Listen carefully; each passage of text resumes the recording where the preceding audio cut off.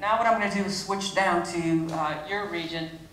In the Southern Virginia higher education region, we've defined here as Charlotte, it's highlighted in yellow, Danville, Halifax, Mecklenburg, and Pennsylvania. So all the rest of the charts that I show you are going to look specifically at this region.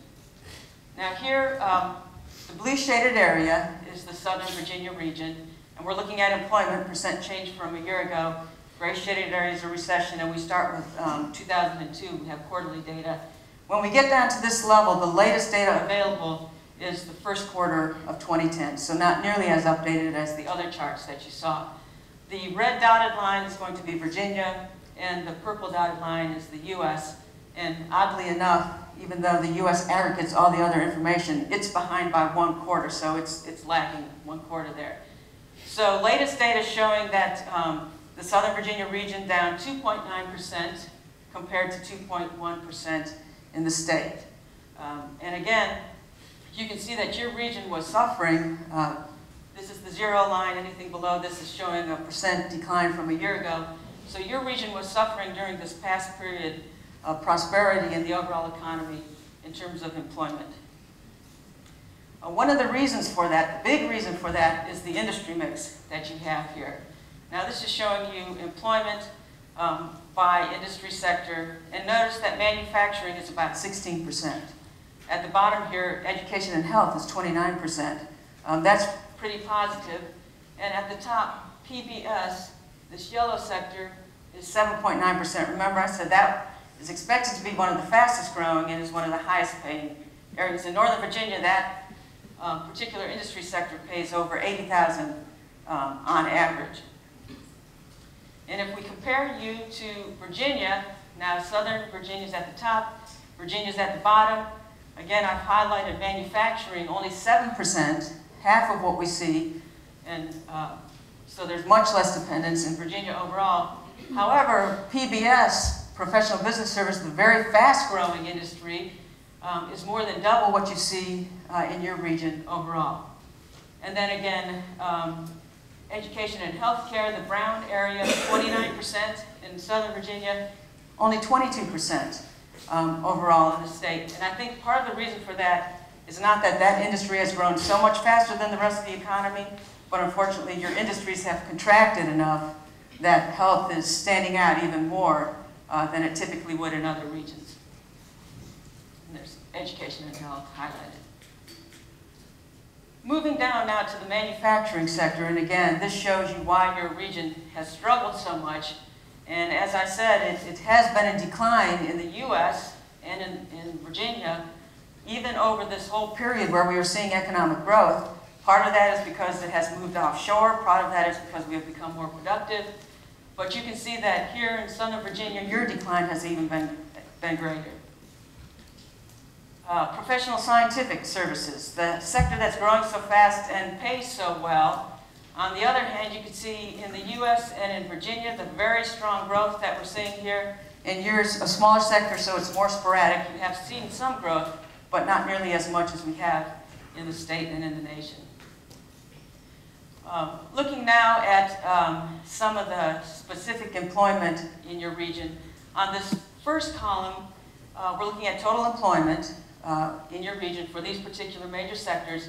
The annual average wages, the location quotient is just how concentrated is that industry here relative to the U.S. So if it's greater than 1, you have a bigger concentration. When we look at manufacturing, 1.72, again, showing that you have a big dependence still on the manufacturing sector compared to the U.S. And then over the last 5 years, how much employment has changed. So a couple of things here. First of all, manufacturing pays well, $41,000. So does professional business services, $41,000. Your average wage is $30,000. But unfortunately, you're losing jobs, nearly 6,000 over the last 5 years in a very high-paying sector of your economy. And in that sector that also pays well, you've only added 80. So you didn't make up for that strong loss that you saw there. Overall, in this region, you lost 6,000 jobs over the past 5 years. That's a significant amount of loss. On the other hand, healthcare, which I've highlighted now in green, grew by 1,100. On average, the wages are a little bit below the manufacturing and professional business services, $33,000. but still much better than the average overall for the region. And another significant point is you now employ 10,300 people in healthcare and social assistance, which is bigger than your manufacturing industry, which used to be the mainstay of this region. Here now you're looking at the unemployment rate monthly data, and this does go through June of 2010, so it's very updated data. You can see that your unemployment rate is typically higher than what we see in the state, which is in red, and in the nation, the purple line. And you're up around 11.7% in terms of your unemployment rate at this point. One of the reasons for that is the lower skill level here. Now I'm showing you the number of people on unemployment insurance by education level. By the way, I'll give a copy of this to Dr. Adams and Nettie in case you want to put it on your website, because whenever I show this chart, I have some parents that come to me after and they say, I want to show my high school son or daughter that chart that you put up. Because this green shaded area shows you the number of people who are unemployed who have only a high school or GED. And what I want you to notice is that whether we're in a recession, as we are in this period, or whether we're in a period of growth, as we are here, those individuals are making up the largest number of people who are unemployed. So right now, 911 people with unemployment insurance, 42% of those in this region. If we add in those with only an 8th grade education and those with an 11th grade education, about 60% of the people here who are on unemployment insurance have less than a high school degree or less. In terms of the occupations, when individuals file for unemployment insurance, they fill out a form and say what occupation, what age, what education level they have.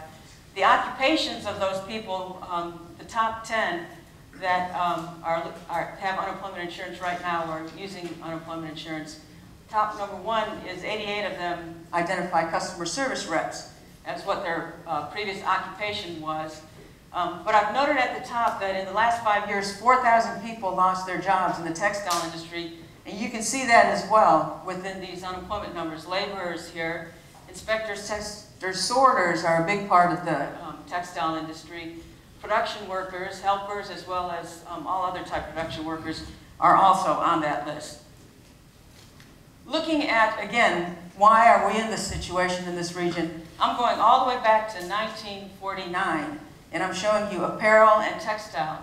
And if you can see, especially apparel, between 1949 and 1977, we saw that industry double, more than double, in terms of employment in the state overall. So that was a driver of growth in this region. And as someone said earlier, it's one of the reasons, 200 years ago or so, this region was driving growth. And it was a very strong region in the economy, even 70, 80 years ago.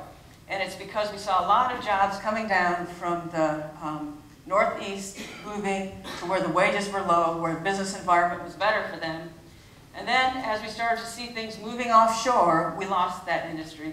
And this is what economists call creative destruction. This is always happening in all industries. You're seeing some going away and some coming, emerging as new industries. But the problem is that in rural areas, we have not seen as much as the creation as we have the destruction. The industry's going away.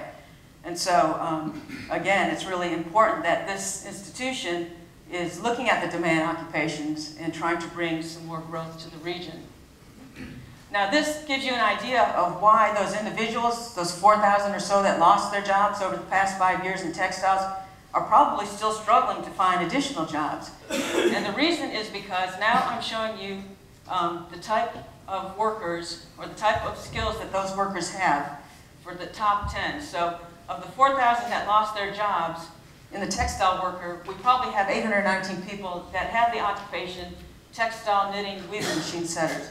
Then we probably have about 300 that were the drawing out machine setters, and going down the list for the next 10. And unfortunately, there's not a lot of other occupations that those workers can go into. And here I'm giving you a list of occupations that a textile winding, twisting, and drawing out machine setter can go into in the whole state of Virginia, and I'm showing you what the demand is.